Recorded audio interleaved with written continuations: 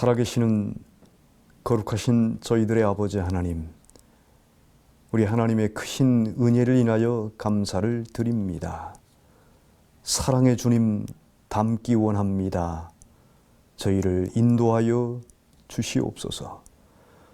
성령 하나님의 세미한 음성에 순종하기를 원합니다. 우리를 지도하여 주시옵소서. 이 시간에도 주님의 사랑과 능력을 깨닫고 느끼는 시간이 되도록 축복해 주시옵기를 예수님의 이름으로 간절히 기도드립니다. 아멘.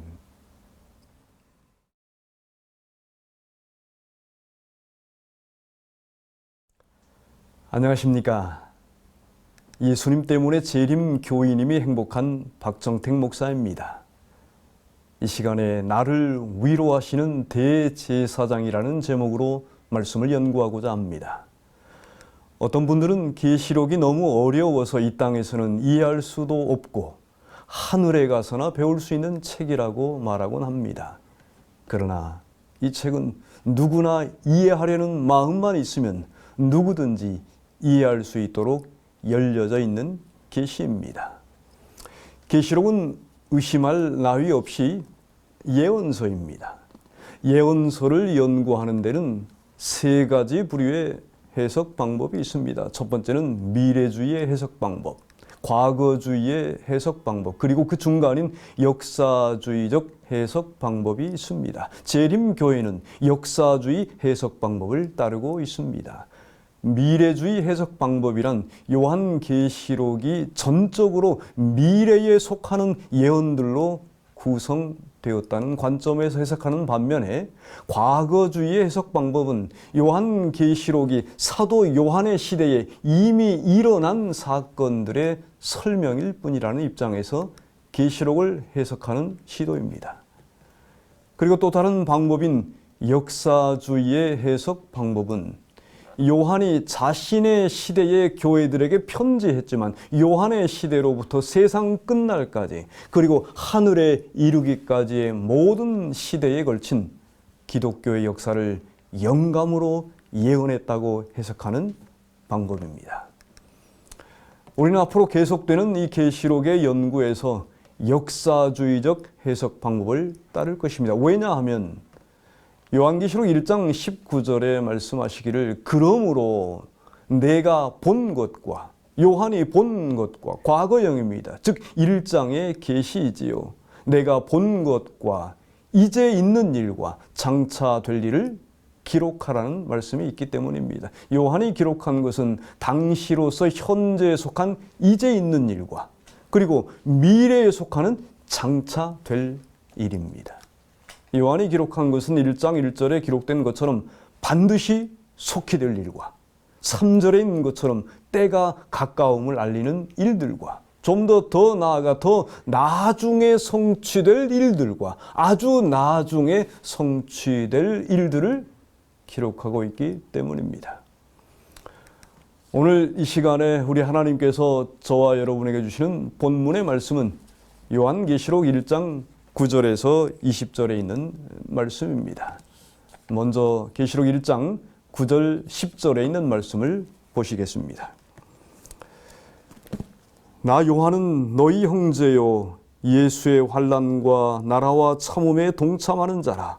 하나님의 말씀과 예수의 증거를 인하여 반모라 하는 섬에 있었더니 주의 날에 내가 성령에 감동하여 내 뒤에서 나는 나팔 소리 같은 큰 음성을 들으니.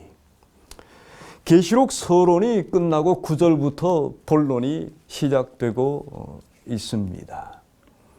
계시를 받은 장소는 어디입니까? 반모섬입니다. 계시를 받기 시작한 날은 어느 날이었습니까? 주의 날입니다. 9절에 보면 요한은 자신을 사도라고 소개하지 아니하고 형제라고 소개함으로써 겸손을 드러내고 있습니다. 성도들은 그리스도 안에서 모두가 형제입니다. 모든 그리스도인들의 마음에는 예수님의 십자가의 보혈이 흐르고 있습니다. 사실 우리는 친형제 자매들보다도 더 자주 만나지, 어떤 때는 혈육이 더 서먹서먹할 정도로 매주 혹은 주 3회 이상을 만나기도 하지 않습니까?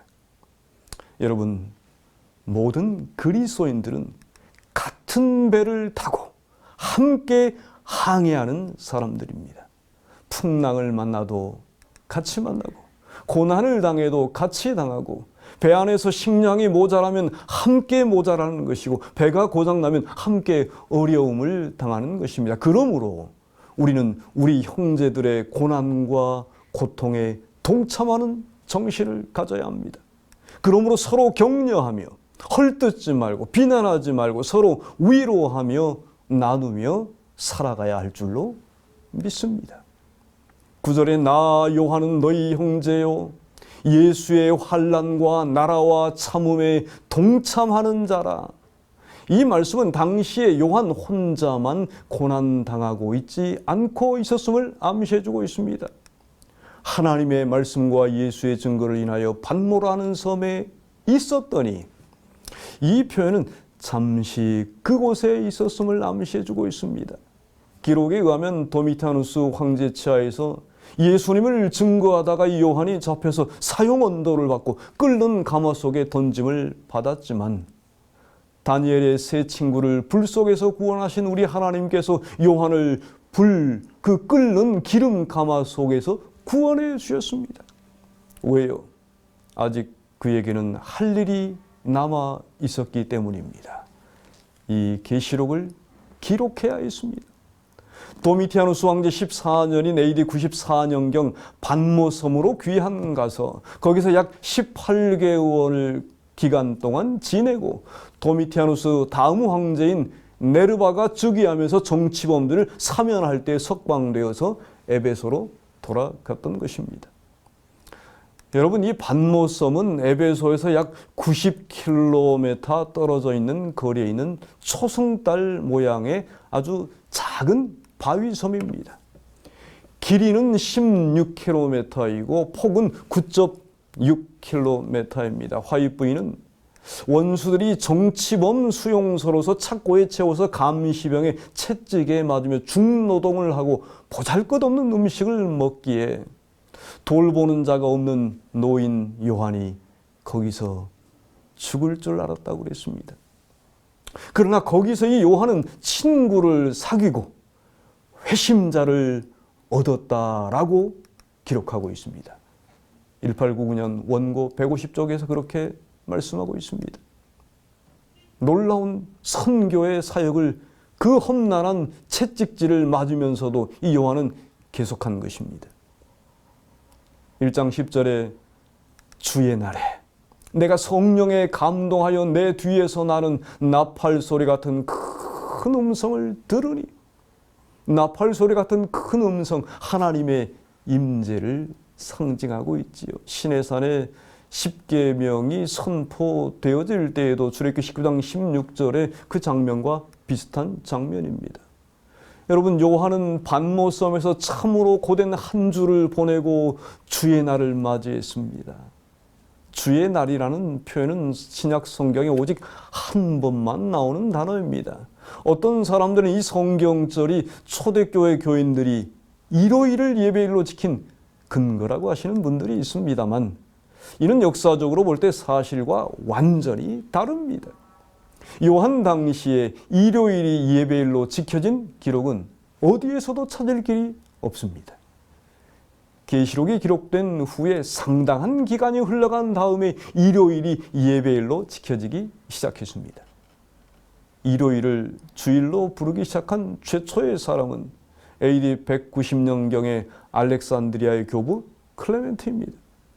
그런데 성경에서 일요일은 안식 후 첫날, 매주 첫날, 그 주간의 첫날로 언급되고 있습니다. 왜요? 왜 그런가요? 중심이 되는 날이, 한 주간의 중심이 되는 날이 안식일이기 때문입니다. 주의 날, 이 주의 날은 주님께 속한 날, 쿠리아케, 주님께 속한 헤메라는 날이라는 단어이지요. 사실상 성경의 모든 날이 다 하나님의 날입니다. 한 주간이 다 하나님의 날이지요. 그런데 하나님께서 한 주일 중에 6일은 인간들에게 노동하는 날로 주셨고, 제7일 안식일은 레위기 19장 3절에 보면 나의 안식일, 하나님께 속한 날, 주의 날로 구별해 두셨습니다. 성경에서 말하는 주의 날이 어느 날인지 알기 위해서는 역사적인 증거까지 필요하지 않습니다. 구약에서는 안식일을 가리켜 우리의 주님 되시는 하나님께서 이사야 58장 13절에 내 성일, 여호와의 성일이라고 하셨습니다. 내 성일, 나의 날, 여호와의 성일. 10계명의 넷째 계명에서 안식일을 가리켜 제7일은 너의 하나님 여호와의 안식일이라고 했기 때문입니다. 오늘날도 그렇습니다마는 구약을 읽는 유대인들은 여호와라는 하나님의 칭호가 나오면 여호와라고 읽지 않고 주님이라는 뜻을 가진 아도나이라고 읽고 있습니다. 따라서 여호와의 안식일이란 단어는 주의 안식일, 곧 주의 날로 읽게 되는 것입니다. 그래서 마가복음 2장 28절에 인자는 안식일에도 주인이라고 하신 것입니다. 우리의 주님 예수께서는 안식일의 주인이시며 성경적으로 주인의 날, 곧 주인의 날은 안식일이 되는 것입니다. 그러면 왜 요한은 주의 날이라는 표현을 사용하였을까요? 당시의 모든 사람들은 로마의 황제를 주님으로 불러야 했습니다. 황제 숭배를 거절했던 요한은 주의 날이라는 적절한 표현을 통해서 모든 인류의 참된 주인이 누구인가를 보여주고 싶었던 것입니다. 왜 주의 날이라고 기록했는가? 두 번째는 종말의 시대, 이 말세, 이 마지막 때에 안식일이 중요한 초점이 될 것이기 때문입니다. 계시록 이 마지막 사건들의 핵심 키워드가 안식일이 될 것이기 때문이었습니다. 주의 날이 될 것이기 때문이었습니다. 로마 황제를 주님으로 섬기는 일에 대한 대항했던 요한은 유배된 섬 밤모섬에서 안식일에, 주의 날에 꿈에도 그리던 주님을 만나게 되었습니다. 밤모섬에서 이날 받은 계시로 인해서 새 힘을 얻고 그의 동료 신자들에게 새로운 용기와 희망을 더해주고 있습니다. 계시록을 연구하시면서 하나님께서 밤모섬에서 요한에게 주셨던 같은 은혜로 계시록의 축복이 여러분들에게 함께 하시기를 간절히 바랍니다. 여러분, 안식일에 주님이 찾아오셨습니다. 안식일에 주님이 여러분들에게 찾아오십니다. 요한에게처럼 우리에게도 오셔서 복을 주십니다. 안식일을 고대하면서 주님을 만나는 날을 고대하면서 사시기 바랍니다. 계시록 1장 11절 말씀입니다. 가로되 너 보는 것을 책에 써서 에베소, 서머나, 버가모, 두아디라, 사대, 빌라델비아, 라오디게아 7 교회에 보내라 하시기로. 여러분이 요한계시록의 이 편지의 이 글의 수신인은 7 교회입니다. 개정개혁성경에 라오디게아 등 이렇게 되어 있는데 등이라는 단어는 사실 원문에는 없습니다. 이 7교회만 기록이 되어 있죠. 왜 7교회를 선택하셨을까요? 완전한 수 7, 이 상징수와 함께 지중해 연안에 위치한 아시아의 이 7교회들은 아시아에 있는 모든 교회들은 사실은 아닙니다. 더 많은 교회들이 있었지요. 예수께서 이 7교회를 선택하신 것은 그들의 영적인 필요와 일반적인 상태가 요한의 시대부터 시작해서 예수님 재림하는 때까지의 모든 역사를 통해서 존재하게 될 세계교회의 영적 상태를 나타내 주기 때문입니다. 따라서 계시록은 당시에 로마를 향해 우편도로에 위치한 7교회뿐만 아니라 세상 끝날까지 있을 여러 시대의 교회 상태를 보여주며 적절한 권면을 하고 있는 것입니다. 여러분은 평생 살아오시면서 누구를 그리워해 본 적이 있으십니까? 도저히 잊을 수 없는 분이 있으십니까? 눈에 흙이 들어가도 내가 죽는 한이 있다 할지라도 잊을 수 없는 분이 있으십니까? 요한은 예수님이 그런 분이셨습니다. 잊을 수 없는 그분, AD 31년에 감람산에서 승천하셨던 그 예수님의 얼굴이 그리웠던 것입니다. 드디어 65년 만에 요한이 예수님을 만나게 됩니다. 계시록 1장 12절부터 16절에 나와 있는 요한의 계시에 동참하는 마음으로 우리 예수님의 모습을 한번 보십시다. 다니엘 10장 12장에 다니엘이 본 예수님의 모습과 아주 흡사합니다. 다니엘서 결론부에 이어서 계시록이 시작하고 있는 것이지요. 요한계시록 1장 12절부터 16절에 있는 말씀입니다. 몸을 돌이켜 나더러 말한 음성을 알아보려고 하여 돌이킬 때에 7 금촛대를 보았는데 촛대 사이에 인자 같은 이가 발에 끌리는 옷을 입고 가슴에 금띠를 띠고 그 머리와 털의 희기가 흰 양털 같고 눈 같으며 그의 눈은 불꽃 같고 그의 발은 풀무에 단련한 빛난 주석 같고 그의 음성은 많은 물소리와 같으며 그 오른손에 7 별이 있고 그 입에서 좌우에 날선 검이 나오고 그 얼굴은 해가 힘있게 비치는 것 같더라. 이 성경절을 볼 때의 머릿속에 성소의 장면이 떠오릅니다. 발에 끌리는 옷은 제사장이 성소에서 섬길 때 입는 옷입니다. 7 금촛대는 성소에 있는 촛대이지요. 금띠는 대제사장이나 왕의 허리띠입니다. 우리 예수님은 부활하신 후 승천하셔서 히브리 4장 14절에 있는 말씀처럼 큰 대제사장이 되셨습니다. 그러므로 우리에게 큰 대제사장이 있으니 승천하신 곧 하나님의 아들 예수시라. 대제사장의 입장에 서서 우리를 위해 중보하시는 모습은 우리에게 큰 위로를 주고 있습니다. 요한 앞에 나타나신 우리 예수님, 요한계시록 1장의 예수님의 그 장엄한 9가지의 모습을 살펴볼 수가 있는데요. 이 9가지 예수님의 모습의 표현들은 계시록 2장, 3장의 7 교회에 보내는 서신 서두마다 그리스도께서 자신을 발신자로 나타내는데 사용하십니다. 이 모습은 이렇게 예수님이 생겼다라기보다는 예수님의 실제 모습보다는 그분이 어떤 분이신지 그분의 특성을 나타내주고 있는 것이지요. 촛대 사이에 인자 같으니 촛대 사이를 거니시는 분. 촛대는 교회를 나타냅니다. 항상 깨어서 지상의 교회를 두루 다니시며 돌보고 계시는 영원하신 불침번이신 예수 그리스도를 나타냅니다. 우리가 군대에 가면 힘든 것이 잠을 못 자는 것인데 바로 불침번을 서는 일입니다. 2시부터 4시까지 불침번을 서게 되면 잠도 제대로 자지 못하고 금방 새벽이 오곤 하지요. 우리 주님은 주무시지도 않으시고 교회를 돌보시는 불침번이십니다. 교회가 비록 흠이 있다 할지라도 예수 그리스도께서 거니시는 곳입니다. 가장 사랑하시는 기관이 교회입니다. 우리 하나님이, 우리 주님이 교회를 붙들고 계십니다. 교회를 붙드시는 하나님.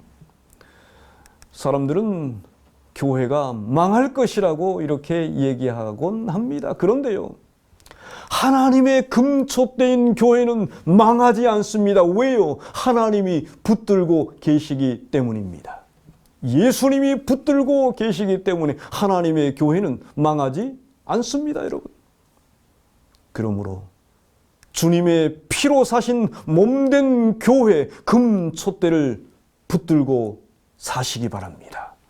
예배에 충실하시기 바랍니다.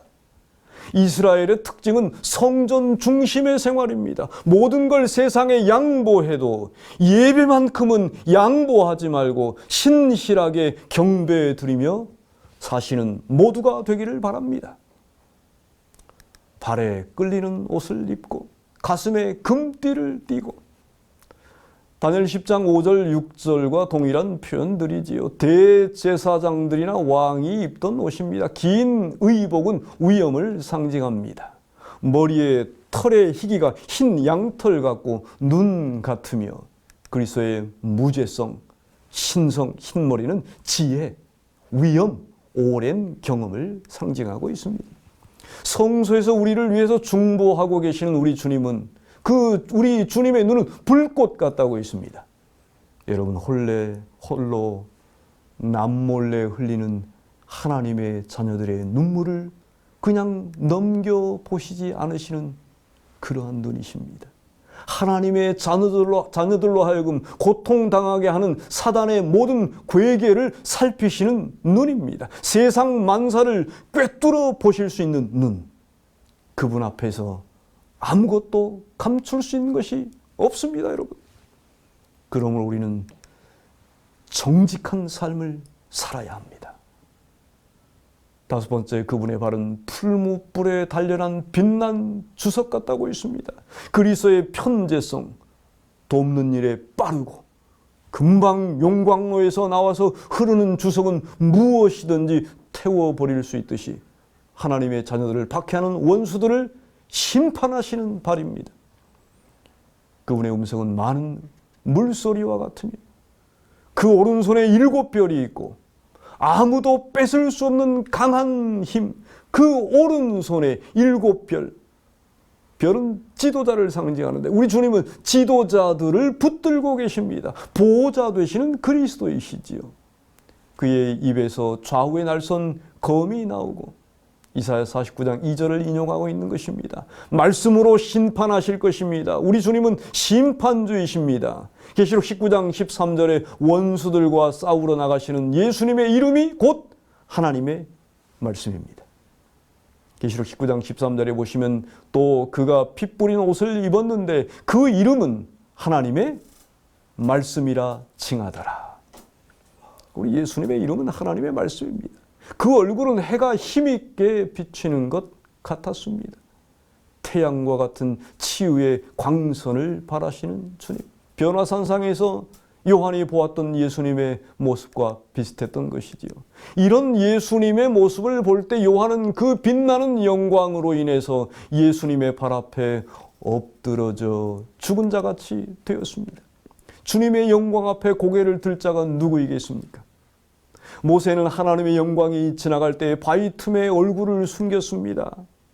이사야는 하나님의 영광스러운 그 전의 모습을 보고 화로다 나여 망하게 되었도다 나는 입술이 부정한 백성 중에 거하면서 만군의 여호와이신 왕을 배웠음이로다 이렇게 고백했습니다. 다니엘 역시 계시 가운데 예수님을 배웠을 때에 다니엘 10장 17절에 몸에 힘이 없어졌고 호흡이 남지 않았다고 했습니다. 코람데오. 하나님 앞에서 요한은 죽은 자같이 되었습니다. 그러나 예수께서는 당신의 발 앞에 엎드러져 죽은 자같이 된 요한에게 당신의 오른손을 얹으셨습니다.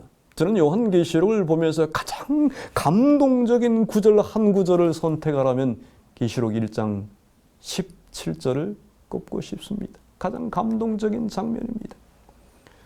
요한계시록 1장 17절 말씀을 보시면 내가 볼 때에 그 발 앞에 엎드려져 죽은 자같이 되매 그가 오른손을 내게 얹고 가라사대 두려워 말라 나는 처음이요 나중이니. 발 앞에 엎드려져 있는 이 요한에게 그분의 오른손을 얹는 사랑하는 이에 대한 피부 접촉을 통해서 위로하시는 주님이십니다. 그리고는 두려워 말라고 요한의 귀에 속삭이셨습니다. 여러분, 이 장면을 한번 생각해 보면 엎드린 요한의 어깨에 손을 얹기 위해서 우리 예수님께서 당신의 몸을 구부리시는 모습을, 어쩌면 예수님께서 무릎을 꿇으셨을 것입니다. 불안에 떨고 있을 때 능력 있는 분의 손길이 우리를 붙들고 위로한다고 생각해 보십시오. 엎드려져 있는 이 요한의 어깨 위에 예수님께서 얹으신 이 오른손, 거의 무릎을 꿇으시고 당신의 오른손을 요한의 어깨 위에 올리셨습니다. 여러분, 이 오른손이 어떤 손입니까? 시편 8편 3절에 하늘의 별들을 손가락으로 만드신 손입니다. 아담과 하와를 당신의 형상으로 빚으신 그 손입니다. 어린아이들에게 내게 오는 것을 금하지 말라고 하시면서 품에 안고 어린아이들을 쓰다듬어 주셨던 그 손입니다. 주님의 오른손은 시편 60편 5절에 있는 것처럼 구원의 손입니다. 능력의 손입니다. 의의 손입니다. 여러분과 저를 구원하기 위해서 십자가에 달리시며 못자국 난 그 오른손을 요한에게 얹으셨을 때 요한은 새 힘을 얻었습니다. 여러분, 우리가 코람데오 정신으로 엎드리면서 기도하면 우리 주님이 여러분들을 쓰다듬어 주실 것입니다. 우리 어깨를 터치하심을 믿으시기 바랍니다. 기도할 때 사람 앞이 아니라 바로 하나님 앞에서 두 손을 모으고 눈 감고 기도할 때에 그때 하나님의 오른손을 저와 여러분 어깨 위에 얹으시고 말씀하실 줄로 믿습니다. 18절에 곧 산자라 내가 전에 죽었었노라 볼지어다 이제 세세토록 살아있어 사망과 음부의 열쇠를 가졌노니. 예수님은 전에 죽었던 분이시며 앞으로 영원히 살아계실 분이시며 지금 살아계시는 분이십니다. 그러므로 미래를 두려워할 필요가 없습니다, 여러분. 우리 예수님은 죽음을 정복하신 분으로 살아계셔서 사망과 음부의 열쇠를 갖고 계십니다. 사망과 음부의 열쇠를 갖고 계신 당신의 오른손에 7뼈를 쥐고 계시는 것입니다.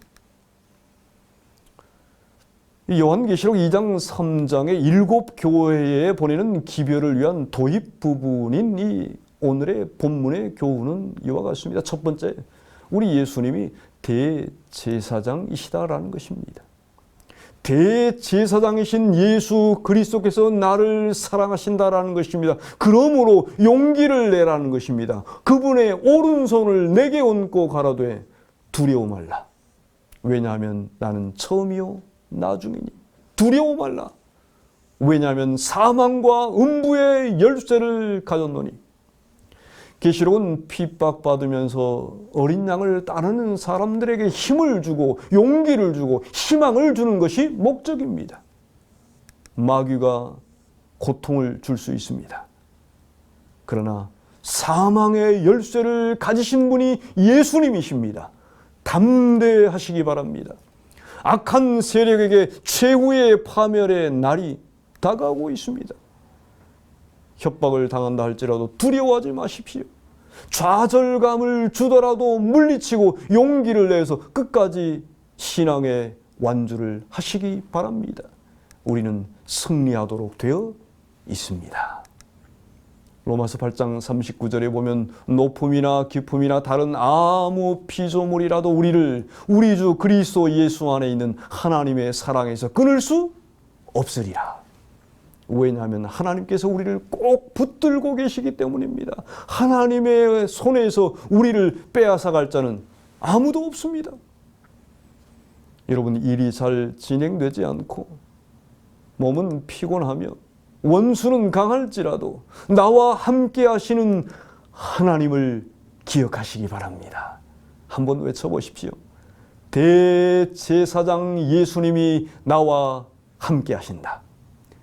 대제사장 예수님이 나와 함께 하신다.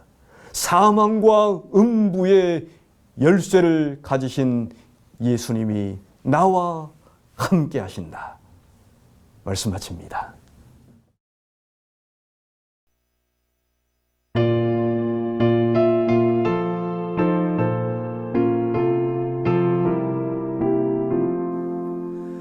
주 믿는 자를 일어나 다 힘을 합하여 이 세상 모든 마귀를 다 쳐서 멸하세.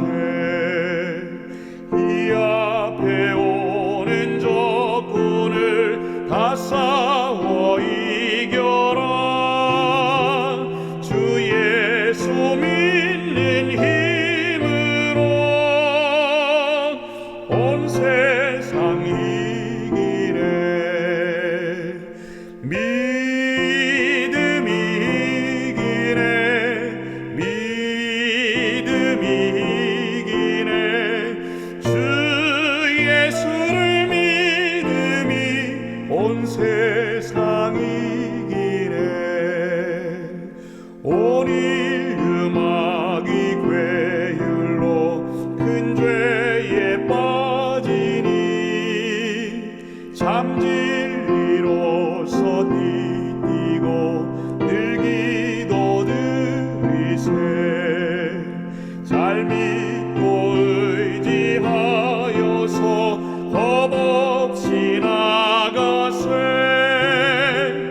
주 예수 믿는 힘으로 온 세상 이기네. 믿음이 이기네.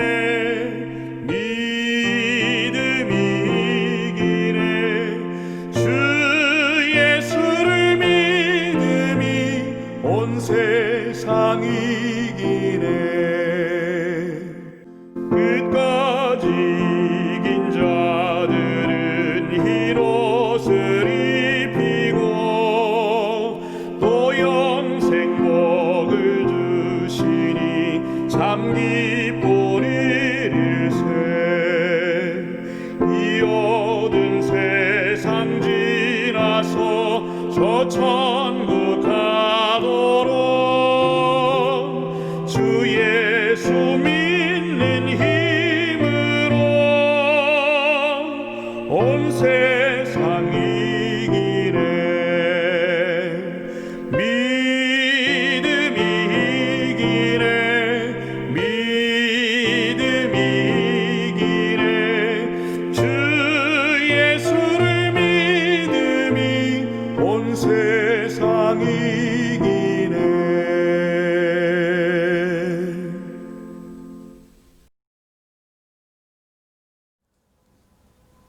아버지 하나님, 우리에게 큰 부흥을 허락하여 주시옵소서. 신앙생활을 똑바로 할 수 있는 우리가 되게 하여 주시옵소서. 주님의 빛을 올바르게 바라는 금촛대들이 되게 하여 주시옵소서. 교회를 붙드시는 주님 따라서 교회를 붙들고 성전 중심으로 살아갈 수 있도록 우리를 지도하여 주시옵소서. 이 마지막 시대 세상 유혹에서 이기게 하여 주시고, 우리를 사랑하시는 대제사장이신 예수께서 오른손을 요한의 어깨에 얹고 말씀하셨던 것처럼 이 시간 코람데오 정신으로 기도하오니 우리를 일으켜 세워 주시옵소서. 알파와 오메가 되시는 우리를 늘 붙들고 계시는 예수님의 이름으로 간절히 기도드립니다. 아멘.